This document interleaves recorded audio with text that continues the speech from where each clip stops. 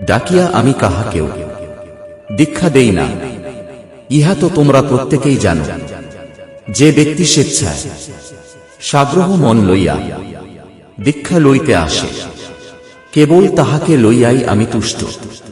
ইহাও তোমরা জানো। কিন্তু আমার সংহতি কামনা এই যে, এই দীক্ষার ফলে মানবজাতির ব্যাপক ধারাবাহিক ও সর্বাঙ্গ সুন্দর অভ্যুন্নতি ঘটুক। পরমারাধ্য শ্রী শ্রী স্বামী স্বরূপানন্দ পরমহংসদেব। ধৃতং প্রেমনা 37 খণ্ড।